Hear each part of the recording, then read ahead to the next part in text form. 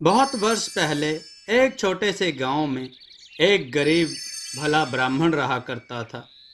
वह देवी का परम भक्त था और नित्य ही दुर्गा का नाम 108 बार लिखे बिना अन्न जल कुछ भी ग्रहण नहीं करता था। संपन्न परिवारों में शादी ब्याह या फिर अंतिम संस्कार करवाना ही उनकी जीविका का एकमात्र साधन था। परंतु रोज गांव में ऐसा होता नहीं था। मुट्ठी भर पैसों से पत्नी और 4 बेटों का पेट भरना आसान नहीं था।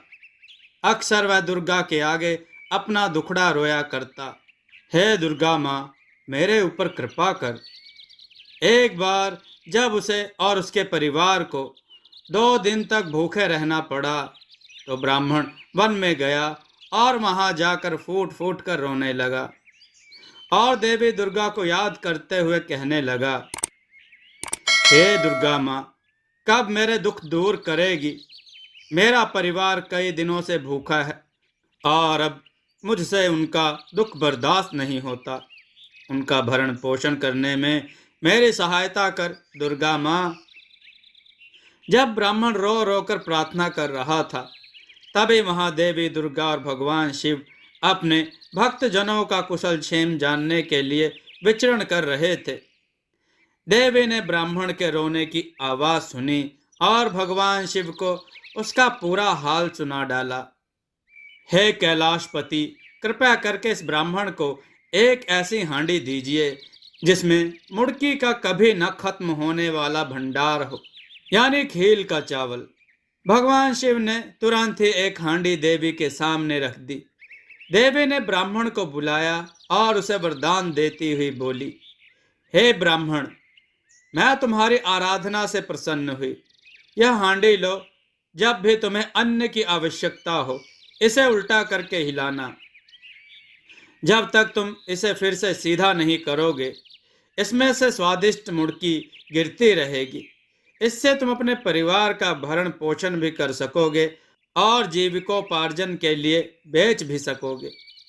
ब्राह्मण ने देवी को प्रणाम किया और अपने परिवार को यह वरदान दिखाने घर की ओर भागा। अभी वह कुछ दूर पहुंचा था कि उसके मन में सवाल आया कि हांडी सचमुच अपना काम करेगी भी या नहीं। उसने हांडी को उल्टा किया तो देखता क्या है कि हांडी से बहुत बढ़िया मुड़की निकल रही है। मुड़की को गमछे में बांध कर वह आगे निकल पड़ा। दोपहर हो चली थी और ब्राह्मण के पेट में चूहे दौड़ रहे थे, पर उसने ना तो स्नान किया था ना ही पूजा अर्चना की थी। उस पर पोटली में बंधी मुड़की उसकी भूख को और भड़का रही थी।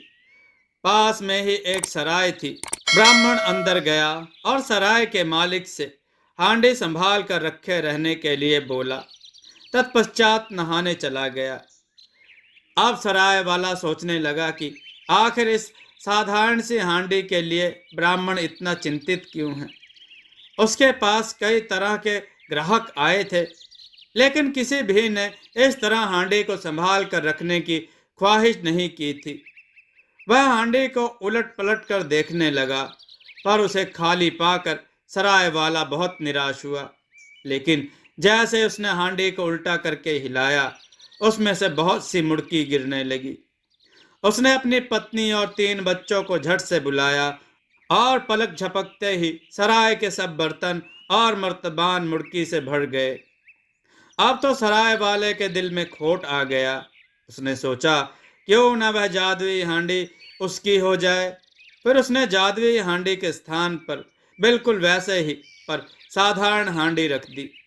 इस बीच ब्राह्मण अपने नित्य कर्म और पूजा पाठ से खाली हो गया। उसने अपने गमछे में से नरम नरम मुड़की निकाली और आनंद पूर्वक खाने लगा। उसके पश्चात सराय वाले से वह बदली ही हांडी लेकर खुशी खुशी अपने घर की ओर चल दिया। घर पहुंचकर उसने अपनी पत्नी और बच्चों को माँ दुर्गा के वरदान के बारे में बताया। फिर किसी को भी उसकी बात पर विश्वास नहीं हुआ। उन्हें लगा कि गरीबी और भूख से ब्राह्मण का दिमाग फिर गया है, और जब हांडी में से मुड़की का एक भी दाना नहीं निकला तो उनका संशय सच में बदल गया। ब्राह्मण बहुत दुखी हुआ। सराय में मालिक की चाल उसकी समझ में आ गई। वह उल्टे पैर सराय पर पहुंचा, पर सराय वाला बात से अनजान होने का नाटक करने लगा और उसने ब्राह्मण को वहां से भगा दिया। ब्राह्मण फिर से जंगल पहुंचा और फिर से दुर्गा मैया की प्रार्थना करने लगा। हे माँ, तेरा दिया हुआ प्रसाद चोरी हो गया है, तेरा भक्त लुट गया माँ, मेरी सहायता कर। माँ दुर्गा और भगवान शिव ने फिर से ब्राह्मण पर कृपा की। उसे एक और हांडी देते हुए बोले, जाओ वत्स, इस हांडी का सदुपयोग करना और इसे संभाल कर रखना। ब्राह्मण घर की ओर चल पड़ा, पर बीच रास्ते में ही रुक गया, यह देखने के लिए कि इस बार हांडी में से क्या निकलेगा। उसने हांडी को उल्टा किया। इस बार हांडी में से भोजन की जगह भयानक दिखने वाला राक्षस निकलकर उसे पीटने लगा। अचंभित ब्राह्मण को देवी के इस वरदान का अर्थ समझ में आ गया और हांडी को सीधा करके वह एक बार फिर सराय जा पहुंचा। सराय वाला ब्राह्मण को देखकर बहुत प्रसन्न हुआ। ब्राह्मण ने फिर से उसे अपनी हांडी सौंपी और उसे ध्यान पूर्वक रखने के लिए कहा। इतना कहकर ब्राह्मण नहाने चला गया। ब्राह्मण के जाते ही सराय वाले ने अपने परिवार को बुलाया। सबने मिलकर हांडी को उल्टा कर दिया। उन्हें आशा थी कि इस बार मिठाइयाँ निकलेंगी, लेकिन जब मिठाई की जगह राक्षस निकलकर सबकी पिटाई करने लगा तो उनकी खुशी की सारी हवा निकल गई। ब्राह्मण नहा धोकर जैसे ही वापस आया, सराय के मालिक ने उसके पैर पकड़ लिए और क्षमा याचना करने लगा। ब्राह्मण ने अपनी जादुई हांडी वापस मांगी और इस दूसरी हांडी को सीधा करके राक्षस से उन्हें मुक्ति दिलाई। प्रसन्नचित्त ब्राह्मण दो दो हांडियां लेकर घर पहुंचा। खुशी खुशी उसने दोनों हांडियां अपने परिवार को दिखाई। उसके बाद सबने मजेदार मुड़की से अपनी भूख शांत की। अगले दिन ब्राह्मण ने मुड़की की दुकान शुरू कर दी। देखते ही देखते उस दुकान के चर्चे दूर दूर तक होने लगे। उसने अपने लिए एक पक्का घर बनवा लिया। आखिरकार गरीबी और भूख के दिन समाप्त हो गए। पर कहते हैं ना कि समय बदलते देर नहीं लगती। ब्राह्मण के भी अच्छे दिन समाप्त हो गए थे। पहली बार तो वह बच गया, क्योंकि एक वक्त पर घर लौट आया था। कुछ यूं हुआ कि उसके बच्चों ने गलती से दूसरी हांडी को उल्टा कर दिया। जब वह घर पहुंचा तो राक्षस धड़ल्ले से बच्चों की धुलाई कर रहे थे।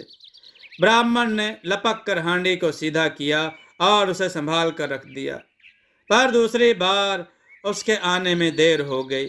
छीना झपटी में बच्चों के हाथ से वह जादुई हांडी टूट गई जिसमें मुड़की निकलती थी। अब ब्राह्मण फिर से दुखी हो गया। एक बार फिर बड़े ही भारी मन से ब्राह्मण ने माँ दुर्गा और भगवान शिव का स्मरण किया। दोनों ब्राह्मण के समक्ष प्रकट हुए और उसकी दुख भरी कहानी सुनकर एक और हांडी दे दी। इसके बाद अब और कोई हांडी नहीं मिलेगी। दोनों ने ब्राह्मण को आगाह कर दिया। ब्राह्मण ने उन्हें प्रणाम किया और भाग गया घर। घर पहुंचकर अपनी पत्नी और बच्चों के सामने उस नई हांडी को उल्टा किया और इस बार मुड़की की जगह हांडी में से मोदकों, लड्डू के जैसे दिखने वाली मिठाई की बारिश होने लगी। गोल गोल चांद के टुकड़े जैसे मोदक मिठाई देखकर ब्राह्मण के परिवार के मुंह में पानी आ गया। उनकी खुशी का ठिकाना ना था। ब्राह्मण ने मिठाई की दुकान खोल ली और उसके स्वादिष्ट मोदकों की खबर आग की तरह फैल गई। उसके और आसपास के सभी गांवों में शादी विवाह का कोई भी शुभ अवसर उसके दुकान की मिठाइयों के बिना अधूरा रहता। ब्राह्मण के दिन दुगनी उन्नति से गांव के जमींदार को उससे ईर्ष्या होने लगी। उसने भी अब जादुई हांडी के बारे में बहुत सुना था। मन ही मन उसने तय कर लिया कि उस हांडी को वह किसी भी तरह हासिल करेगा। जमींदार के बेटे की शादी जल्दी होने वाली थी। इस अवसर पर उसने कई लोगों को आमंत्रित किया और ब्राह्मण से भी कहा कि वह अपने साथ अपनी हांडी लेता आए, जिससे मेहमानों की खातिरदारी मजेदार मोदकों से की जा सके। ब्राह्मण को जमींदार की नीयत पर शक तो हुआ, पर उसे मना करना भी मुश्किल था। आखिर वह जमींदार था। ब्राह्मण उसके लड़के की शादी में अपनी हांडी लेकर गया।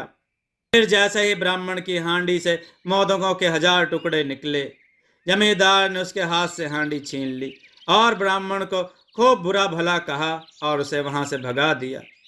ब्राह्मण कुछ ना कर सका और बेचारा चुपचाप घर लौट आया। उसकी अकल काम नहीं कर रही थी। जैसे ही उसने माँ दुर्गा का स्मरण किया तो उसे दूसरी हांडी की भी याद आ गई। कांपते हाथों से उसने हांडी निकाली और विवाह में लौट आया। वहां पहुंचकर उसने हांडी उल्टा कर दी। हांडी उलटते ही उससे राक्षस निकलने लगे और जमींदार व उसके चेले चपाटों को मारने लगे। राक्षसों ने जमींदार को दौड़ा दौड़ा कर छठी का दूध याद दिला दिया। थक हार कर वह ब्राह्मण से क्षमा मांगने लगा और फिर उसकी हांडी भी लौटा दी। उसके बाद ब्राह्मण अपने परिवार के साथ प्रसन्नता पूर्वक दिन बिताने लगा। दोस्तों, आपको यह कथा कैसी लगी? अपने विचार और सुझाव कमेंट में जरूर दें। हमारी कथाओं को लाइक करें, हमारे चैनल को सब्सक्राइब करना न भूलें। हमारी कथाओं को शेयर जरूर करें जिससे लोगों को अच्छा ज्ञान प्राप्त हो। जय श्री राम भक्तों।